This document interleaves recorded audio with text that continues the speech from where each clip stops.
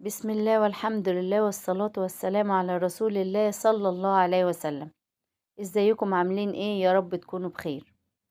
النهاردة هنعمل معانا وجبة بتعتبر من الوجبات الاقتصادية، علشان يعني احنا عارفين الغلا اللي احنا فيه، وعارفين في ناس كتير بتشتكي من الغلا وزيادة الأسعار في كل حاجة.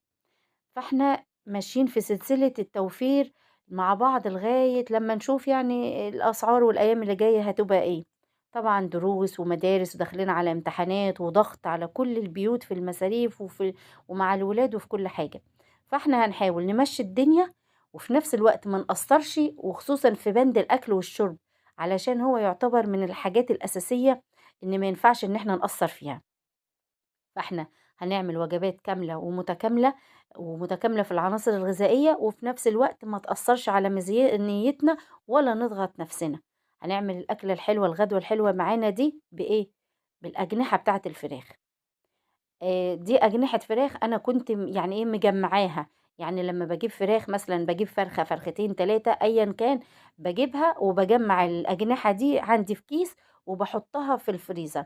لما بكون مثلا محتاجة ان انا مزنوقة في اكل او مزنوقة في حاجة وعايزة اعملها، بطلع الأجنحة دي وبعملها زي ما انتوا هتشوفوا معايا النهاردة كده.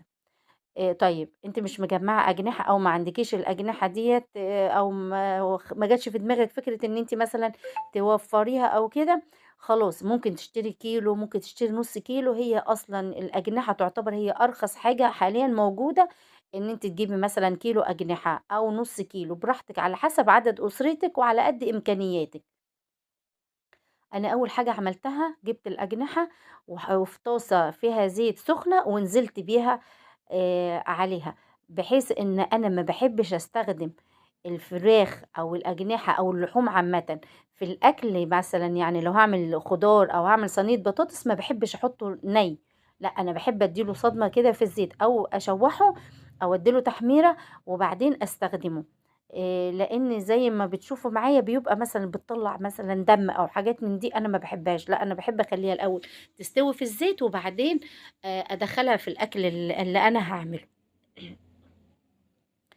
طيب، زي ما قُلنا الأجنحة تعتبر هي من أرخص الحاجات اللي موجودة دلوقتي. ممكن تجيبي ليكِ كيلو، ممكن تجيبي كيلو ونُص، ممكن تجيبي نُص كيلو، براحتك على حسب الكمية اللي أنتِ تسمح بيها إمكانياتِك وعلى حسب عدد أسرتِك.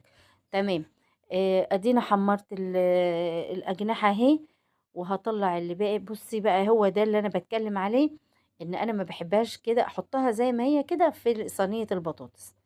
باحب إن أنا أدّيها الأول تشويحة كويس على النار، وبعدين أنا أعملها في الخضار بتاعي.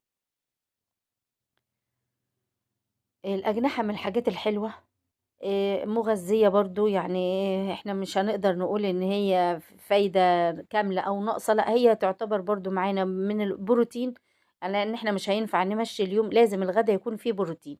يعني إحنا بنحط مثلًا نشويات، بنحط خضار، بنحط بروتين، فإحنا هنستخدم الأجنحة النهارده اللي هي البروتين بتاعنا.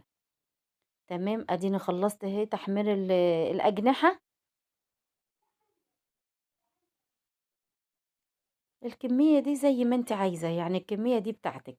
أنا جِبت بصلة وقطّعتها شرايح كده وهاتبّلها، نزلت عليها بمعلقة بهارات.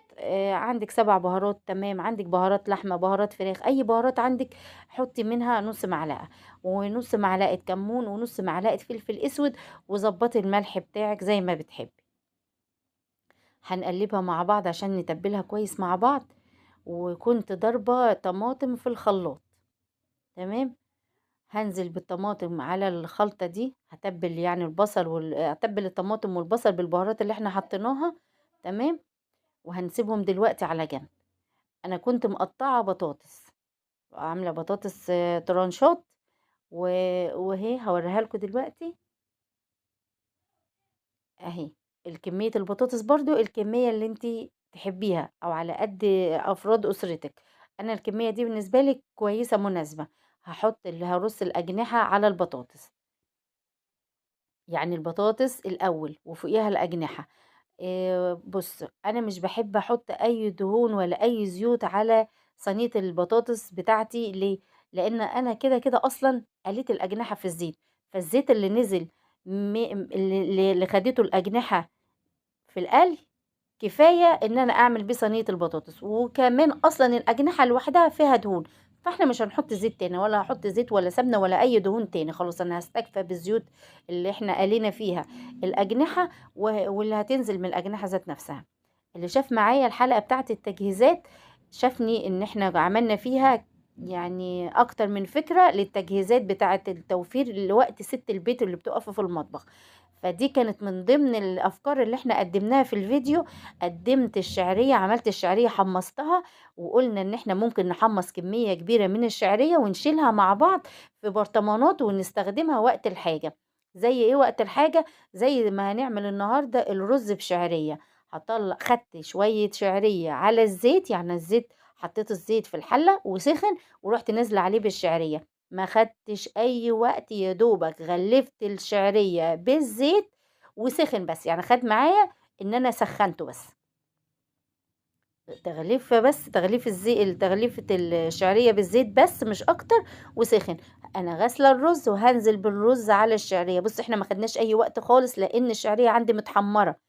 احنا لما كنا بندخل من المطبخ عشان نعمل رز بشعرية، تحمير الشعرية بتاخد معانا وقت ووقت كبير، وخصوصا لما بتكون واحدة مثلا ست بيت بتشتغل، مثلا عندها بيبي صغير، فما بيبقاش عندها وقت ان هي لسه هتقف وتحمر شعرية. الشعرية بتاخد وقت في التحمير معاها.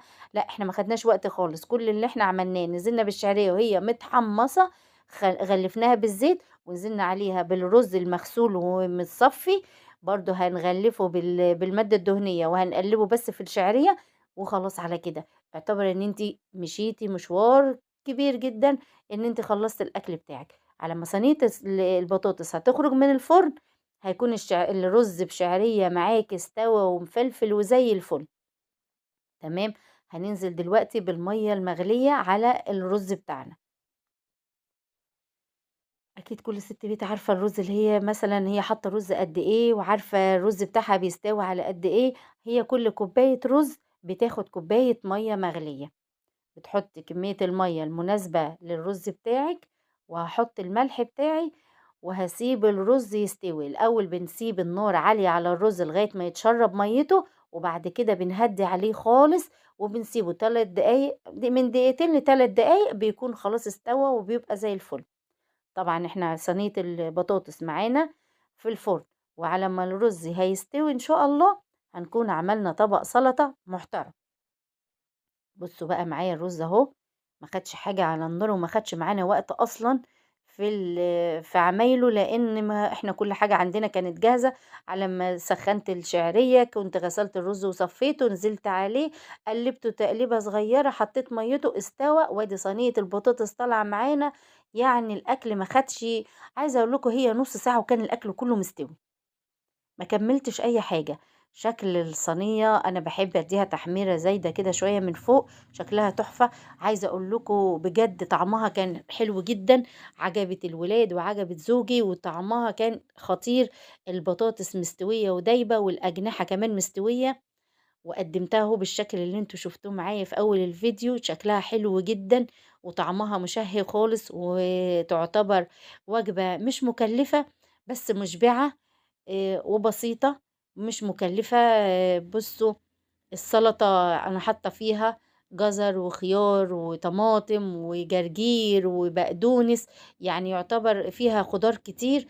الرز والبطاطس نشويات والأجنحة بروتينات، يعني وجبة غدا متكاملة. يعتبر انتي مقدمة لهم وجبة فاخرة بالشكل ده، بتقدميها بشكل حلو، بتعجبهم ان شاء الله. هتعجبكم انتوا كمان، انا عجبت ولادي ودايما بعمل لهم الفراخ بالطريقة دي لما اكون عايزة اعملها في صينية بطاطس. ان شاء الله يكون الفيديو عجبكم، ولو عجبكم الفيديو ما تنسونيش باللايك والشير والسبسكرايب، وتدعوا لي دعوة حلوة.